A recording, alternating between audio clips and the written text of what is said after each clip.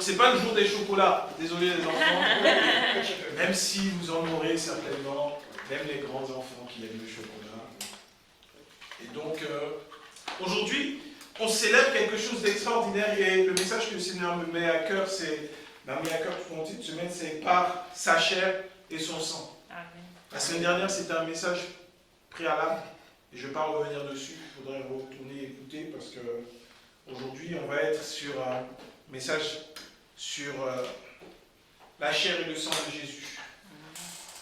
Parce que l'œuvre de la croix est parfaite et accomplie parce que Christ a donné son corps et que son sang a coulé, afin que nous soyons réconciliés avec le Père, que nous ayons de nouveau accès au Père et que nous recevions également en nous la vie éternelle.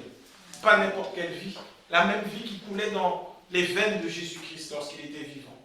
Cette même vie qui faisait que lorsqu'il touchait quelqu'un, cette personne était purifiée, même lorsqu'il était déclaré impur par les hommes. Cette même vie qui faisait que lorsqu'il parlait, que les foules recevaient en abondance cette vie. Et c'est ce qu'on va voir aujourd'hui. Pâques n'est pas une fête parmi tant d'autres.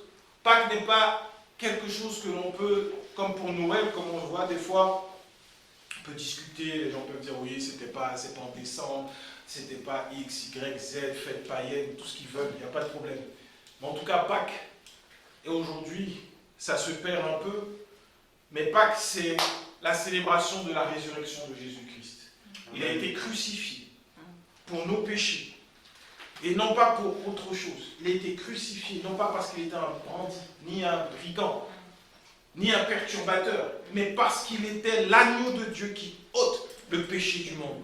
Il a été crucifié et son sang a coulé afin que nous ayons cette vie.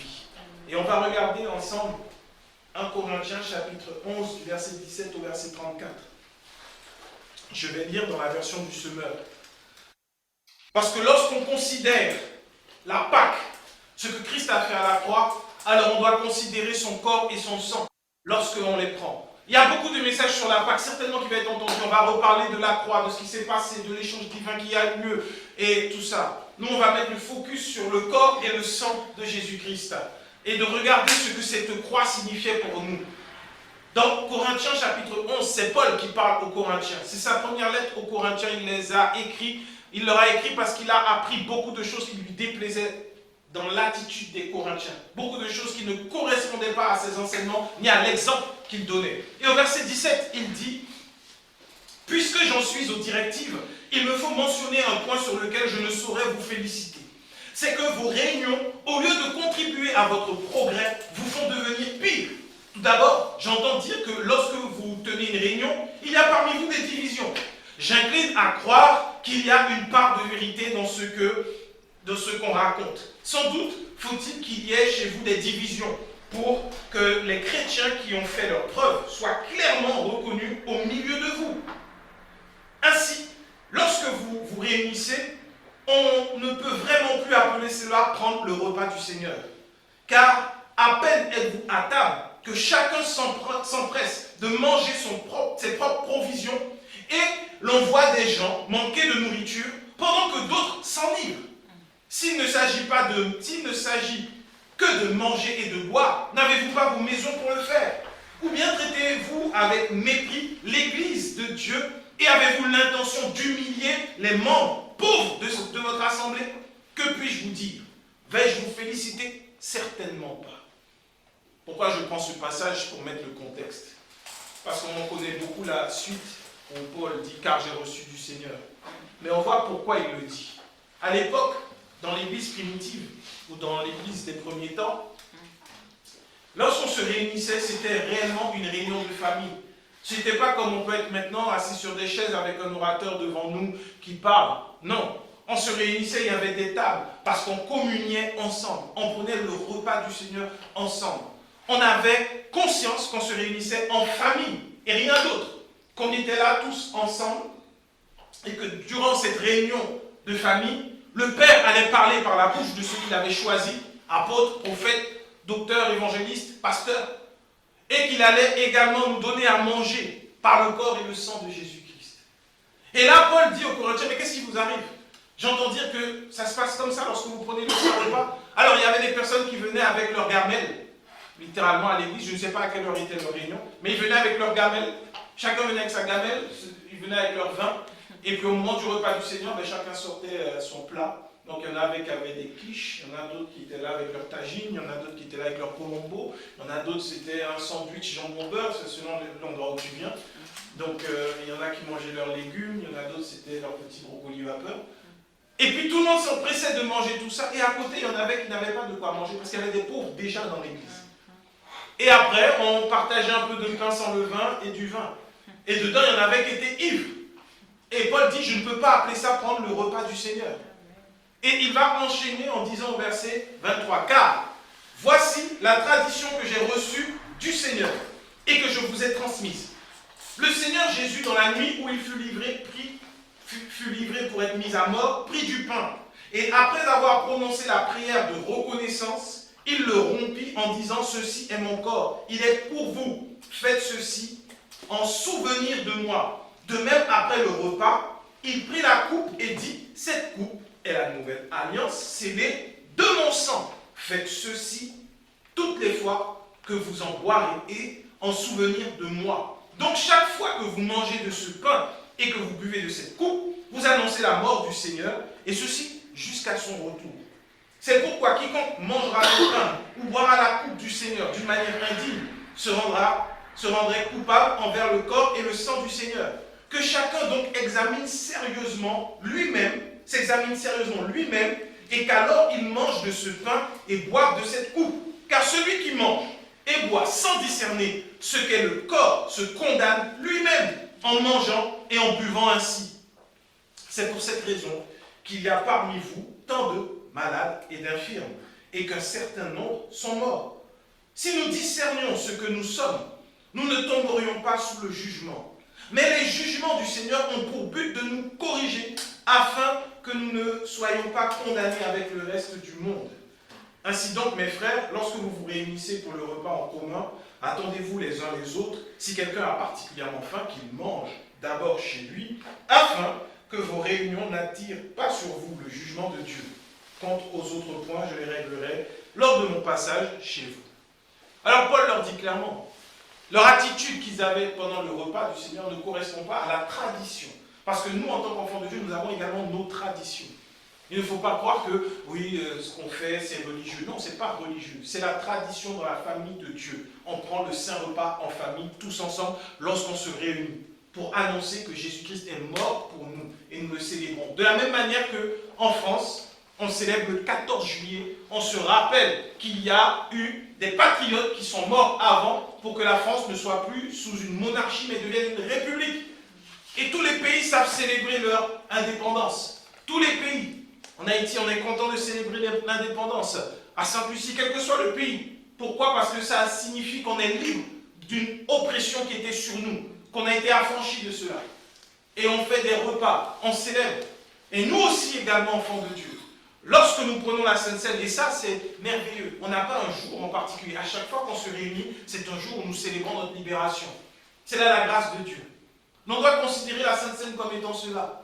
Paul ne dit pas, j'apprends que parmi vous, il y en a qui viennent et qui sont remplis de péchés et qui prennent le corps et le sang de Jésus. Il ne dit pas ça. Il dit que votre attitude est un manque de discernement. Et c'est pour cette raison. Il ne dit pas qu'il y a d'autres raisons. Il y a une raison qui fait qu'il y a beaucoup de malades et d'infirmes et qu'il y en a même qui meurent. C'est le manque de discernement du corps et du sang de Jésus. Comprendre que nous faisons partie de la famille de Dieu. Comprendre pourquoi le corps a été donné et pourquoi le sang a été donné. Et pour ça, on va retourner maintenant au moment où Dieu a institué la Pâque. Où il a donné l'ombre de la Pâque. Mais dedans, il y a la vérité que Christ est venu révéler. On va regarder Exode, chapitre 12, du verset 1er au verset 20. Exode 12, 1 à 20.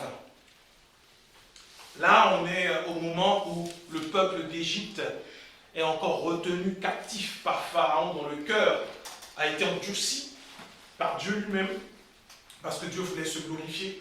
Et donc, on arrive à la dernière plaie, au moment où tous les premiers-nés vont être frappés de mort. Dieu va envoyer un jugement. Et Paul dit bien dans Corinthiens que celui qui mange et boit sans discerner mange et boit un jugement contre lui-même. Regardez, Regardons un peu. On voit comment Dieu parle à Moïse. Le verset 1er d'Exode 12 nous dit, l'Éternel dit à Moïse et à Aaron dans le pays d'Égypte, ce mois-ci sera pour vous le premier des mois. Il sera pour vous le premier des mois de l'année. Parlez à toute l'assemblée d'Israël et dites, le 10e jour de ce mois, on prendra un agneau pour chaque famille, un agneau pour chaque maison. Si la maison est trop peu nombreuse, pour un agneau, on le prendra avec son plus proche voisin. Selon le nom des personnes, vous compterez pour cet agneau d'après ce que chacun peut manger. Ce sera un agneau sans défaut, mâle, âgé d'1 an. Vous pourrez prendre un agneau ou un chevreau. Vous le garderez jusqu'au 14e jour de ce mois, et toute l'assemblée d'Israël l'immolera entre les 2 soirs. On prendra de son sang et on en mettra sur les 2 poteaux et sur le linteau de la porte des maisons, où on le mangera. Cette même nuit, on en mangera la chair rôtie au feu. On la mangera avec des pains sans levain et des herbes amères. Vous ne le mangerez point à demi-cuit ou bouilli à l'eau, mais il sera rôti au feu avec la tête, les jambes et l'intérieur. Vous n'en laisserez rien jusqu'au matin, et s'il en reste quelque chose le matin, vous le brûlerez au feu.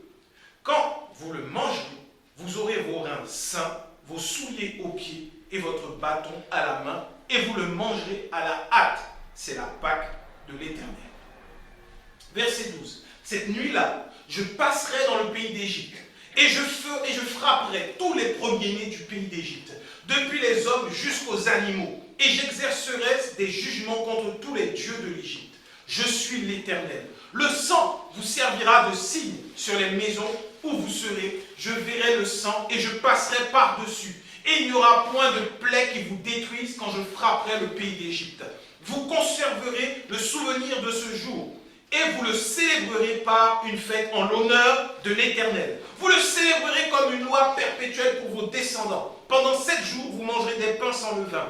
Dès le premier jour, il n'y aura plus de levain dans vos maisons, car toute personne qui mangera du pain levé du premier jour au 7e jour sera retranchée d'Israël. Le premier jour, vous aurez une sainte convocation, et le 7e jour, vous aurez une sainte convocation. On ne fera aucun travail ces jours-là. Vous pourrez seulement préparer la nourriture de chaque personne. Vous observerez la fête des pains sans levain, car c'est en ce jour même que j'aurai fait sortir vos armées du pays d'Égypte. Vous observerez ce jour comme une loi perpétuelle pour vos descendants. Le premier mois, le 14e jour du mois, au soir, vous mangerez des pains sans levain jusqu'au soir du 21e jour. Pendant 7 jours, il ne se trouvera point de levain dans vos maisons, car toute personne qui mangera du pain levé sera retranchée de l'assemblée d'Israël, que ce soit un étranger ou un indigène. Vous ne mangerez point de pain levé dans toutes vos demeures, vous mangerez des pains sans levain. Dieu institue la Sainte Seine et il l'inscrit dans la loi juive par toutes les ordonnances qu'il met autour. Le fait de ne pas avoir de pain avec du levain, même pas du pain, juste du levain dans la maison pendant 7 jours et de manger pendant 21 jours. Donc là, on voit la loi de la Pâque, mais de la fête des pains sans levain. Mais maintenant, la Pâque, avant qu'il parle de l'aspect légal, il explique comment cette Pâque devait se prendre. On est après 430 années d'oppression des Juifs en Égypte, en esclavage. Et le travail a même été augmenté parce que Moïse est venu demander la libération du peuple. Il y a une souffrance sans précédent au milieu des enfants de Dieu, au milieu du peuple de Dieu. Et là, Dieu va frapper les premiers-nés. Il va frapper donc tout ce qui fait la force d'une nation, tout ce qui fait la force et la puissance de l'Égypte. Les premiers-nés, du bétail, des hommes, il va tous les frapper. Mais pour cela, il dit, avant, vous, mon peuple, je vais donc vous donner quelque chose qui va faire que lorsque je viendrai frapper, je ne viendrai pas chez vous. Un agneau ou un chevreau d'1 an, mâle, pur, sans tache. Pour nous, c'est Jésus-Christ. Et il dit bien que chaque famille en prenne un. Donc l'agneau était pour chaque famille. Là où on voit que Christ est venu faire une œuvre de réconciliation, c'est qu'il est venu lui seul pour réconcilier toutes les familles de la terre avec Dieu. Afin de mourir pour que toutes les familles de la terre puissent manger de son corps et participer à son sang. Là, le sang a dû être mis sur les deux linteaux de la porte et sur le poteau d'en haut, sur la croix. Ça représente la croix. Il fallait que le sang coule sur la croix. Qu'est-ce que représente la croix pour nous aujourd'hui? La croix est désormais cette porte d'accès qui mène à la maison du Père. C'est cette porte. Et si sur la porte que nous empruntons pour rejoindre le Père, il n'y a pas le sang de Jésus-Christ, alors les malédictions, les malheurs qui frappent ce monde vont nous atteindre. Mais lorsque nous sommes en Jésus-Christ, cachés à l'intérieur de lui, et que la porte est l'œuvre de la croix, et qu'il y a le sang dessus, alors les malheurs, les fléaux ne peuvent pas nous toucher. Mais si on parle de Jésus, on annonce Jésus, on dit qu'on est chrétien, mais que ce sang-là ne se retrouve pas sur les linteaux des portes de nos cœurs, en Jésus-Christ, alors les malheurs nous frappent. Et c'est ce que faisaient les Corinthiens en prenant sans discerner le corps et le sang de Jésus. On ne peut pas considérer un repas, aussi bon soit-il, comme étant équivalent au corps et au sang de Jésus. Ce n'est pas la même chose. Le sang de Jésus est ce qui nous permet d'avoir accès à la maison du Père, d'avoir accès au Père. Lorsque les fléaux viennent frapper, ils ne peuvent pas venir parce qu'il y a la marque du sang sur nous. Parce que Christ nous a sauvés. Mais pour cela, il faut que notre foi repose sur l'œuvre de la croix et rien d'autre. Lorsque l'on est après le développement personnel, après tout ce qui est accomplissement personnel sur cette terre, alors on n'a plus le sang de Jésus. Parce que Jésus-Christ est l'exemple même de la mort à ses propres désirs et à ses propres envies. Jésus, lorsqu'il était dans le jardin de Gethsémane, en train de prier, on a l'impression que c'était facile pour lui de dire « Ok, je suis venu, je vais mourir à la croix, pas de problème, allez-y, crucifiez, je suis là, l'homme de la situation. » Pas du tout. Jésus a vécu pendant 33 ans comme un être humain. Pendant plus de 30 ans, il a été sur terre, il a mangé, il a vécu, il a eu des amis. Il y a eu des personnes qu'il aimait. Des émotions, des tristesses, des peines, des joies. Jésus était pleinement humain, il n'était pas du tout comme on peut imaginer un être parfait qui volait sur des nuages et qui ne touchait pas le sol. Jésus a été un être humain comme nous tous. La différence de nous, c'est que lui était né de Dieu et il n'a jamais commis de péché. Mais en dehors de ça, il avait des relations avec des amis, avec tout le monde. Il aimait certainement être avec ses frères et sœurs.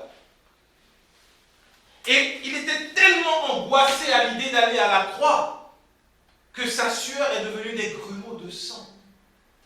Parce que la croix, pour lui, c'était dur. C'était pas une pilule à avaler et on passe. C'était dur. Il allait expérimenter la mort, avec tous les doutes qu'un être humain peut avoir. À ce moment-là, la question pouvait venir, est-ce que j'ai réellement bien fait la volonté du Père? Est-ce que j'ai réellement fait tout ce que le Père m'avait envoyé faire? Est-ce que j'ai annoncé fidèlement le message de l'Évangile? Est-ce que j'ai marché comme le Père voulait que je marche sur cette terre? Parce que qui dit qu'il va affronter la mort, ça veut dire qu'il doit être trouvé sans faute. Parce que s'il a une faute, la mort a le droit de le retenir. Mais s'il est sans faute, la mort ne peut pas le retenir. Et donc, tous ces questionnements en lui faisaient que sa sueur est devenue des grumeaux de sang. Une angoisse telle qu'aucun homme n'aurait pu la supporter. Beaucoup seraient déjà morts d'une crise de tension. Parce que c'était trop compliqué, c'était dur. Et donc le corps et le sang de Jésus représentent toute cette œuvre que Jésus-Christ a faite pour nous. Pour que nous soyons protégés en lui. Ce qui est intéressant, c'est que quand Dieu a donné l'instruction pour la Sainte Seine, pour la Pâque plutôt, lorsqu'il a donné l'instruction, il n'a pas dit que chacun de vous maintenant se sanctifie, expose tous ses péchés, se purifie, soit parfait. Il ne regarde pas ça. Ce que va regarder le Seigneur quand il va passer, la Bible nous dit qu'un ange va passer, un ange destructeur va passer. Ce qu'il va regarder, c'est non pas à la perfection de ceux qui sont dans les maisons, mais il va regarder s'il y a bien le sang sur les linteaux de la porte. Autrement dit, ce ne sont pas nos œuvres qui vont faire qu'on ne va pas être touché ou touché, que la malédiction ou la calamité va venir vers nous. Non, c'est l'œuvre de Jésus-Christ. Mais pour cela, il faut que son sang soit répandu sur les linteaux des portes de nos cœurs. S'il n'y a pas ce sang-là, tu peux faire ce que tu veux. Tu peux dire Jésus, tu peux prier en langue autant que tu veux, tu peux faire tout ce que tu veux. Tu seras touché. Le corps et le sang de Jésus, ils sont précieux. Ce n'est pas un repas commun. C'est un privilège. C'est une joie. On rappelle, Christ est mort pour moi. Si je vis, c'est parce que lui m'a sauvé. C'est ce qu'il dit, Paul, quand il dit, voilà, si on se jugeait soi-même, si on était conscient de ce que nous étions, en vrai, nous étions des morts, nous étions disqualifiés. Nous ne méritions pas le corps et le sang de Jésus, mais Christ nous les a donnés par grâce, par amour. L'ange de la mort n'allait regarder que si sur les linteaux des portes il y avait le sang. S'il y avait le sang, ça voulait dire qu'ils avaient mangé l'agneau à l'intérieur. Ça voulait dire que même si, on va dire que l'ange se trompait et qu'il rentrait quand même dans la maison, il n'allait trouver personne. Il n'allait pas toucher quelqu'un parce qu'au-dedans de chacun d'eux, il y aurait l'agneau. Ce même sang serait rappelé à l'intérieur. L'agneau rôti avec tous ses entrailles, avec tout. Il n'était pas vidé, il n'y avait rien. Donc on a l'impression que c'était un méchoui qu'ils avaient partagé. Non. Parce que si une bête garde ses entrailles et qu'on la fait cuire, ce n'est pas forcément agréable à manger. C'est pas forcément agréable une bête avec ses entrailles. Les abats n'ont pas été préparés, rien du tout. Et ils devaient tout manger. C'était ça pour eux le prix à payer. L'agneau était mort.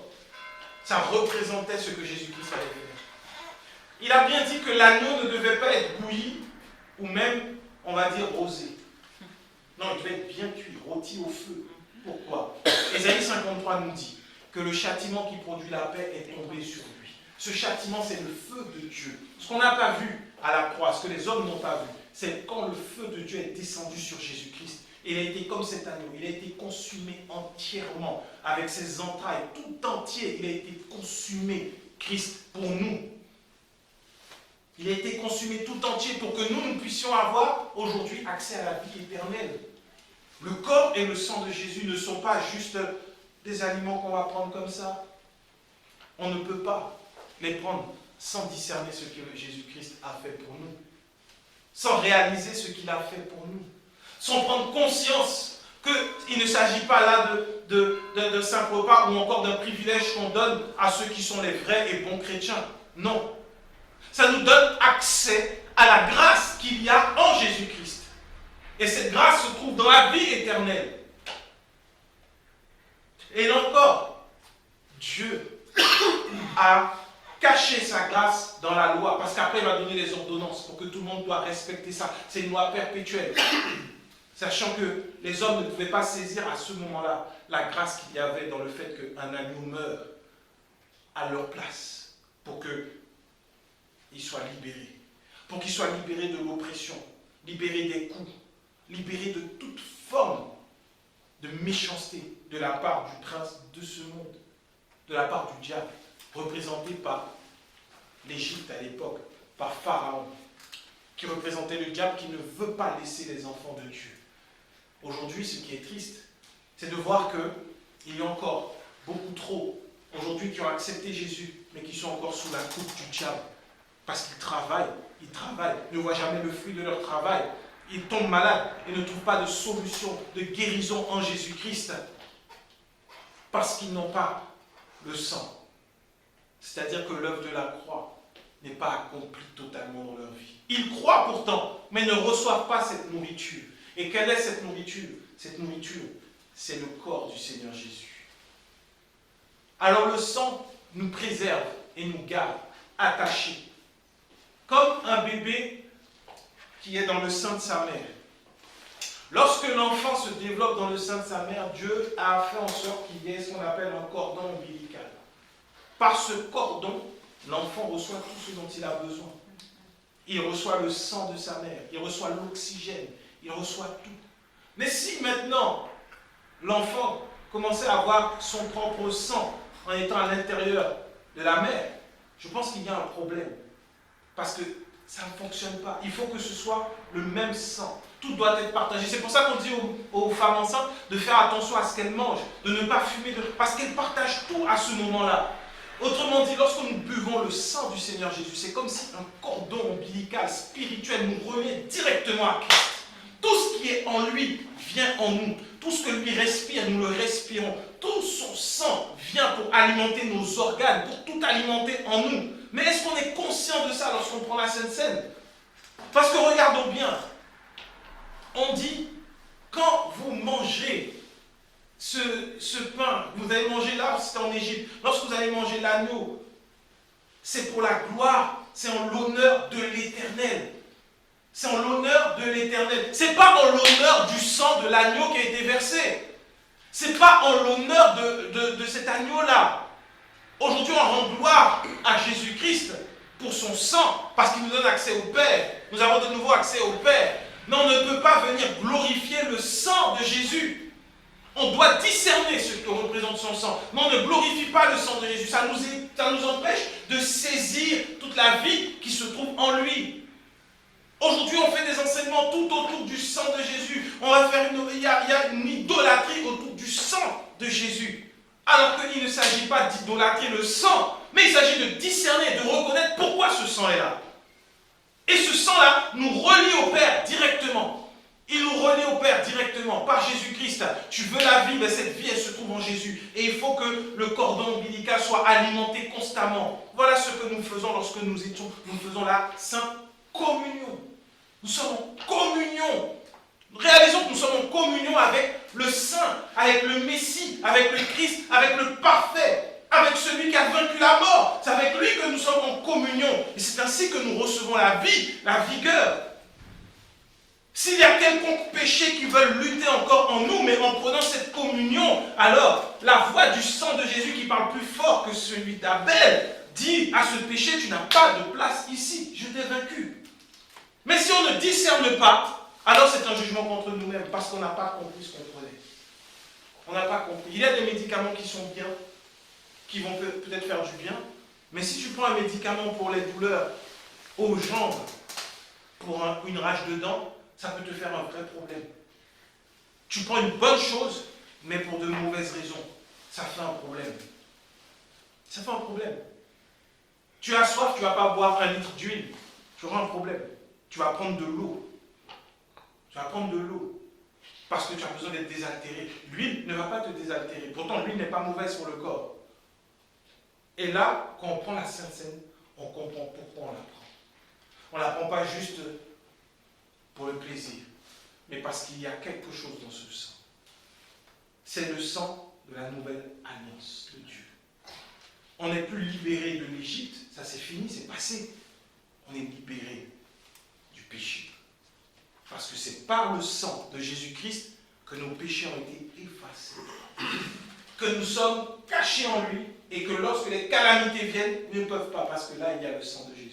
Donc il ne s'agit pas de dire chaque situation sang de Jésus. Sang de Jésus. Je me rappelle à une époque quand je passais dans la rue, tellement endoctriné sur la théorie des autels, je passe devant une statue, je dis ah, sang de Jésus.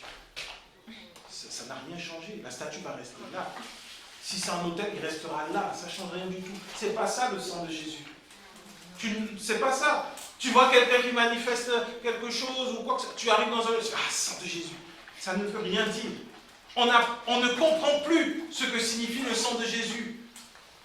Et si tu vas chercher, faire des enquêtes dans ces églises où le sang de Jésus est utilisé un peu pour tout et n'importe quoi, demande qui est malade, qui est infirme, pour voir. Ça fait du mal au corps de Christ. C'est pas ce que Dieu veut. Dieu veut que nous soyons remplis de sa vie. Jean chapitre 6, du verset 47 au verset 58. Jean 6, 47 à 58. C'est Jésus qui parle à ce moment-là. Et il dit, en vérité, je vous le dis, celui qui croit en moi a la vie éternelle. Je suis le pain de vie. Vos pères ont mangé la manne dans le désert et ils sont morts. C'est ici le pain qui descend du ciel, afin que celui qui en mange, ne meure point. Je suis le pain vivant qui est descendu du ciel. Si quelqu'un mange de ce pain, il vivra éternellement. Et le pain que je donnerai, c'est ma chair que je donnerai pour la vie du monde. Là-dessus, les Juifs disputaient entre eux, disant, comment peut-il nous donner sa chair à manger? Jésus leur dit, en vérité, je vous le dis, si vous ne mangez la chair du Fils de l'homme, et si vous ne buvez son sang, vous n'avez point la vie en vous-même. Celui qui mange la chair et qui boit mon sang a la vie éternelle, et je le ressusciterai au dernier jour. Car ma chair est vraiment une nourriture, et mon sang est vraiment un breuvage. Celui qui mange ma chair et qui boit mon sang demeure en moi, et je demeure en lui. Comme le Père qui est vivant m'a envoyé et que je vis par le Père, ainsi celui qui me mange vivra par moi. C'est ici le pain qui est descendu du ciel. Il n'en est pas comme de vos pères qui ont mangé la manne et qui sont morts. Celui qui mange ce pain vivra éternellement. Le pain. Par ces meurtrissures, nous sommes guéris. Ces meurtrissures étaient dans sa chair. Il est le pain qui est descendu du ciel. Dans le désert, ils ont vécu un miracle extraordinaire. De la manne descendait tous les jours. Ils devaient ensuite écraser, faire de la farine, manger du pain. Ce qui restait était jeté à la poubelle. Là, Jésus-Christ parle de lui comme étant ce pain. Il est bien plus, parce que tous ceux qui ont mangé la manne, que beaucoup de personnes essaient de dire, oh, on va faire tomber la manne, non, ils sont tous morts. Ils sont tous morts. Nous qui mangeons le corps du Seigneur Jésus, nous avons la vie éternelle. Nous avons la vie éternelle. Nous qui mangeons le corps. C'est ça, manger le corps du Seigneur Jésus. Et à l'époque, Jésus n'était pas en train de parler de façon symbolique ni imagée. Je t'invite vraiment, va lire Jean chapitre 6. C'est là que Jésus va faire le miracle, il va multiplier les pains et tout ça. Après, les gens vont le poursuivre pour pouvoir avoir encore du pain en abondance. Et là, il va parler, il va dire, je suis le pain. Quand tu as le temps, lis tout. Et tu vas voir qu'à la fin de ce chapitre, il y a plusieurs de ses disciples qui vont dire, non, cette parole, je peux, et c'est trop dur, on ne peut pas continuer encore, ils vont le lâcher. Et c'est là qu'il va demander aux 12, mais vous là, pourquoi vous n'êtes pas partis avec les autres? C'est là que Pierre va dire, Seigneur, tu as les paroles de la vie, à qui irons-nous? Jésus disait clairement aux gens, celui qui me croque. Si tu regardes la traduction littérale, celui qui me croque. C'est pour ça que les gens étaient scandalisés. Parce qu'il a dit celui qui me mange, littéralement. Ce qui est là, c'est pas là, il ne faut pas chercher un sens spirituel. Il ne faut pas chercher, Jésus me parlait de façon métaphorique, il parlait en parabole. Non, il disait clairement aux gens, mangez-moi, buvez mon sang, vous aurez la vie éternelle. Et les gens disent non, c'est pas possible, ça on ne peut pas faire ça. Le gars il est fou. Le jeune il est sympa, mais on connaît son père, on connaît sa mère, on sait d'où il est né. Comment il dit, lui il est le pain venu du ciel. C'est exactement ce qu'il dit. Jésus, mais là il parlait de sa chair, de son corps, parce qu'il savait qu'il allait être traité comme la manne. Il fallait frapper la manne jusqu'à ce que ça devienne une poudre, pour que ça soit une farine et qu'on fasse du pain. Et là, Jésus dit, mangez-moi. Pourquoi il nous demande de manger? Au-delà de ces meurtrissures qui nous guérissent, il dit parce que celui qui mange ma chair demeure en moi et je demeure en lui. Il y a parfois des difficultés que l'on rencontre en tant qu'enfant de Dieu. Il y a parfois des combats que l'on mène en tant qu'enfant de Dieu, où on a besoin de force. Et cette force, c'est en Jésus-Christ. Prends le saint repas, prends le corps du Seigneur Jésus, bois son sang, et c'est lui qui habite en toi. Tu es en lui, il est en toi. Lorsque tu avances, ce n'est plus toi qui avances, mais c'est lui qui avance. Il te donne cette vie surnaturelle, il te donne cette vie éternelle pour faire face au danger, comme lui il l'a fait sur terre, et comme lui il continue d'intercéder dans le ciel. Manger le corps du Seigneur Jésus, ça signifie que tu te positionnes en lui. Donc on ne peut pas prendre son corps et penser que l'onction va venir nous toucher de la part d'un homme. C'est une folie, c'est un manque de discernement. Alors on va courir pour l'onction pour avoir une guérison, alors qu'il y a des millions qui vont mourir. Parce qu'ils mangent sans discerner le corps du Seigneur Jésus. On devrait dans nos églises enseigner le saint repas. À chaque réunion, on devrait le faire. C'est ce qu'ils faisaient à Corinthe. À chaque réunion, on se réunit pour prier, on prend la Sainte Seine. On se réunit le dimanche, on prend la Sainte Seine. On se retrouve le samedi pour des activités, on prend la Sainte Seine. Pourquoi? C'est notre repas de famille. Avant de faire des moments de communion fraternelle, des moments de partage, on prend la Sainte Seine. À chaque fois. Parce que c'est comme ça qu'une famille fait. On mange d'abord le repas que les parents ont préparé pour nous. Après, si on veut manger de nos repas, tout ce qu'on veut, là, il n'y a pas de problème. Mais ce saint repas-là, parce qu'à chaque fois qu'on se réunit, à chaque fois on doit rappeler ce symbole-là. Pourquoi à chaque fois aujourd'hui dans l'église, on arrive à toujours dire, bon, on va faire ça, on va prier. On va faire ça, on va prier. On va faire ça, ah, il faut prier. On va prier, on va prier. Avant de commencer à parler, à s'amuser, à raconter un peu n'importe quoi, les amis, il faut compris qu'on remette ce moment dans les mains du Seigneur. Mais pourquoi on oublie la Sainte Seine? Parce que, regardons, on ne va pas le regarder là, mais dans Actes, quand il y a eu ces 3000 âmes qui ont été sauvées, la Bible nous dit qu'ils persévéraient dans 4 piliers importants de l'Église. Ils persévéraient dans la parole des apôtres, ils persévéraient dans la fraction du pain, ils persévéraient dans la communion fraternelle et ils persévéraient dans la prière. Je crois bien que la prière venait en dernier. Mais la fraction du pain, ils persévéraient dedans. Ça veut dire qu'ils persévéraient. Ils ne se laissaient pas décourager. Il y avait des personnes qui avaient des difficultés, des personnes qui étaient encore peut-être dans le péché, des personnes qui souffraient encore. Ils persévéraient ensemble. Continuons d'annoncer que Jésus est mort pour nous. Ils étaient conscients de ce message. Est-ce que l'on veut annoncer qu'il est mort pour nous? Faisons nos moments, que nous étions des païens ou non. Même s'ils ne connaissent pas, ils vont nous voir faire. Mais pourquoi tu prends la Sainte Seine? Parce que Jésus est mort pour moi. Non, mais c'est pas la communion, c'est pas l'hostie comme on le dimanche. Non, non, nous on n'est pas dans un rite religieux. C'est notre tradition que Jésus-Christ nous a donnée. Toutes les fois qu'on se retrouve, on se rappelle qu'il est mort pour nous. Voilà qui nous sommes. Il ne peut y avoir aucune forme d'orgueil au milieu de nous si nous marchons dans le corps et le sang de Jésus, si nous le partageons. Parce que Jésus-Christ s'est offert. On se rappelle qu'il est mort. Lui qui était Dieu, il est mort pour nous. Alors ici, il n'y a personne qui est plus grand que l'autre. Le plus grand, on vient de manger son corps et de boire son sang. On le célèbre. On annonce qu'il est mort pour nous. Et si la maladie voulait venir, si la mort voulait venir, parce qu'elle voit, ah mais non, mais il me rappelle, je n'ai pas le droit. Comme lorsque le Seigneur est venu frapper les premiers-nés d'Égypte, le sang a rappelé. Non, l'ange n'avait pas le droit d'entrer dans cette maison. Lorsqu'on se retrouve ensemble, le Seigneur veut déverser sa grâce en abondance au milieu de nous. Persévérons dans le saint repas. Mangeons son corps, buvons son sang. Et Christ nous donne l'assurance qu'à la fin, il va nous ressusciter.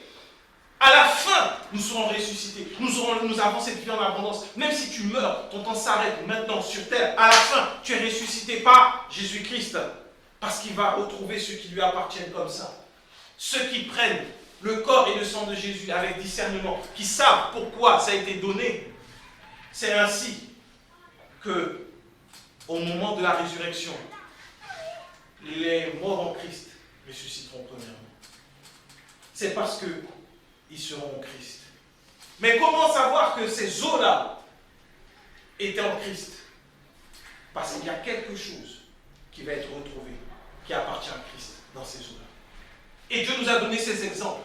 Il a permis que les ossements d'un de ses prophètes puissent ressusciter un mort. Qu'une vallée d'ossements desséchés puisse retrouver vie. Comment? Pour nous, ce sera pareil. Ne crains pas à la fin. Ne crains pas de devenir ossement.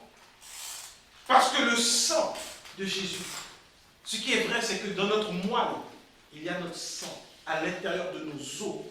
Quand tu prends le corps et le sang de Jésus jusqu'à l'intérieur de tes os, quand Christ reviendra, il appellera à la vie ceux qui sont en lui.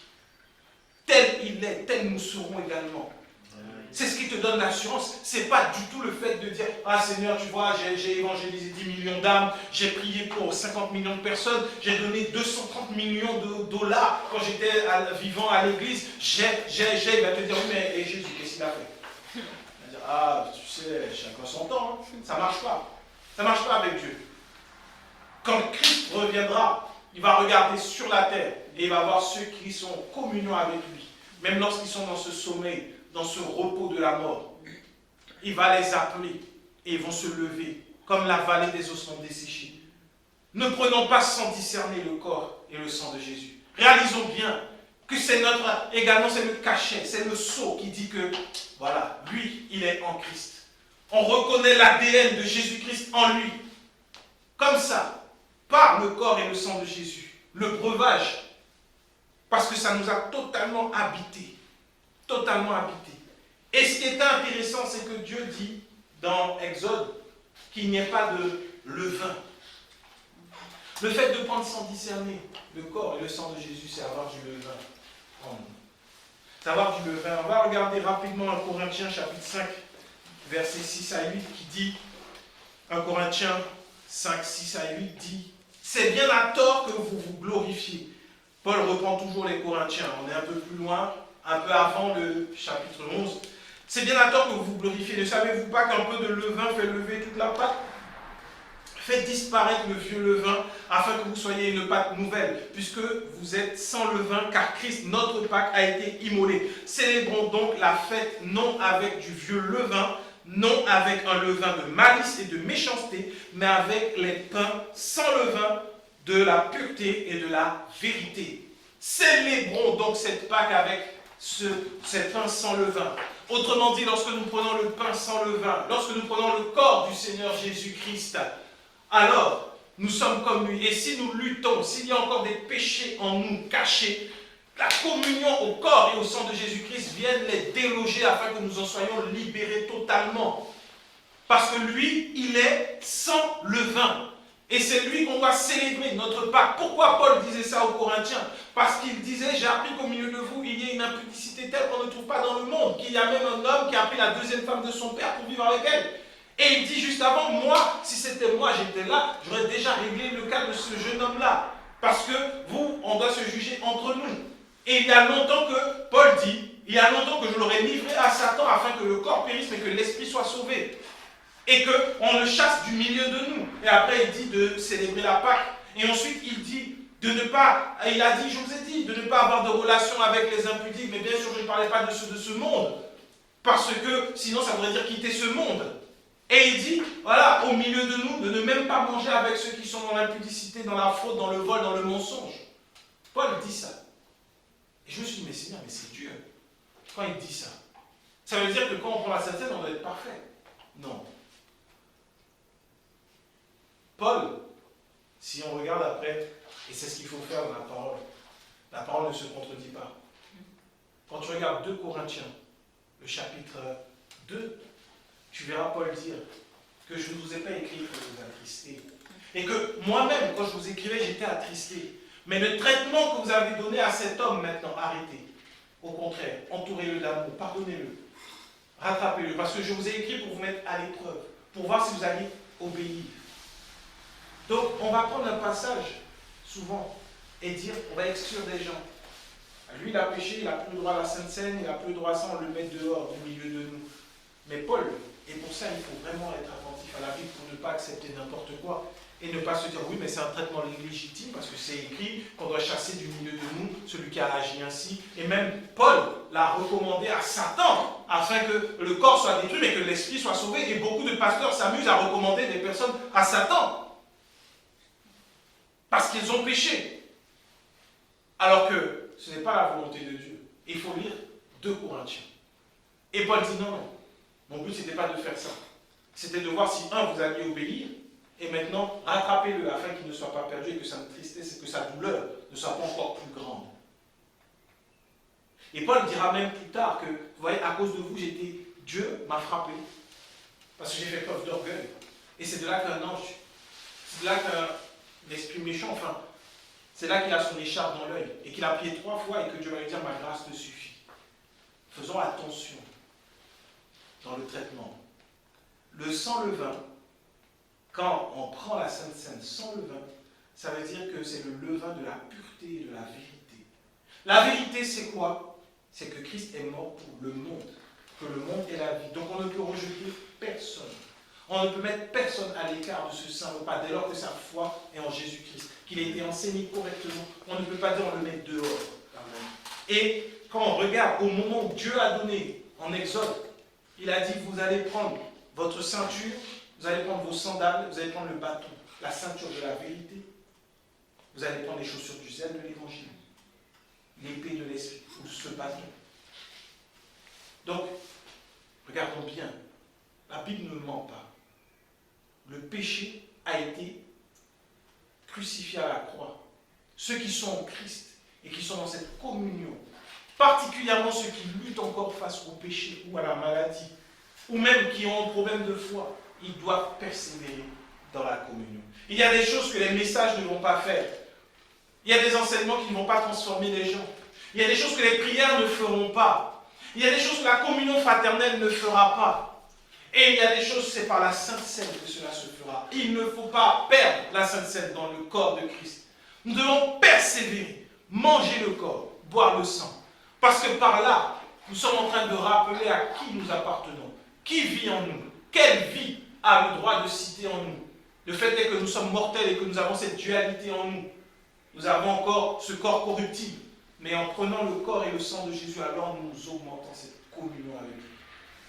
S'il y en a qui veulent prendre ce saint repas tous les jours, ce n'est pas un interdit. À chaque fois que tu te mets en présence de Dieu, tu peux rappeler la mort de Jésus-Christ. Si tu le prends tous les dimanches à l'église, c'est très bien également. Mais en tout cas, ne passe pas à côté de la grâce, de l'œuvre de Jésus à la croix, à travers son corps et son sang. Son corps, qui est le pain venu du ciel, et son sang, qui est ce réel breuvage, qui nous permet d'être en communion avec lui. En communion avec lui. Tel un bébé avec sa mère par le cordon ombilical. Amen. Amen. Et maintenant, on va se tenir debout. On va prendre le corps et le sang du Seigneur Jésus. Une fois que nous avons bien reçu la parole du Seigneur. Oh, le sang de Jésus. Oh, le sang de Jésus. Oh, le sang de Jésus me rend plus que vainqueur. Oh, le sang. Oh, le sang de Jésus. Oh, le sang. Oh, le sang de Jésus. Oh, le sang. Oh, le sang de Jésus nous rend plus que vainqueurs. Nous sommes lavés par le sang de Jésus. Nous sommes lavés par le sang de Jésus. Nous sommes lavés, lavés par le sang de Jésus, qui nous rend plus blancs que neige. Seigneur, merci pour ton corps.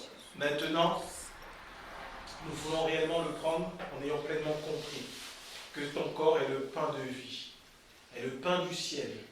Et nous voulons maintenant rappeler que tu es mort pour nous. Par tes meurtrissures, nous sommes guéris. Nous déclarons maintenant que toute maladie, toute douleur qui perdurait par le manque de connaissance de ton peuple, de tes enfants, Père, maintenant, là où il y a douleur, s'arrête par les meurtrissures de Christ. Prenons ensemble maintenant le corps du Seigneur Jésus.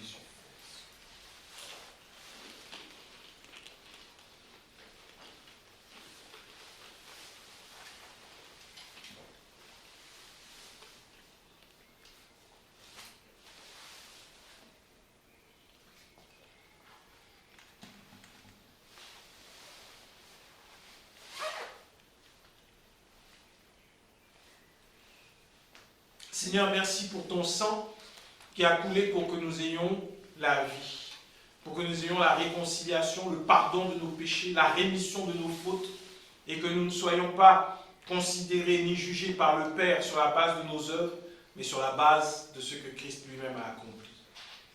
Maintenant, Seigneur, nous voulons te rendre grâce pour ton sang, et prendre ton sang avec reconnaissance en déclarant que nous sommes justifiés par la foi en Jésus-Christ. Prenons ensemble le sang du Seigneur Jésus.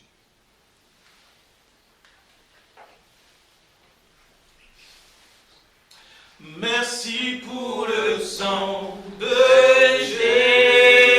Jésus.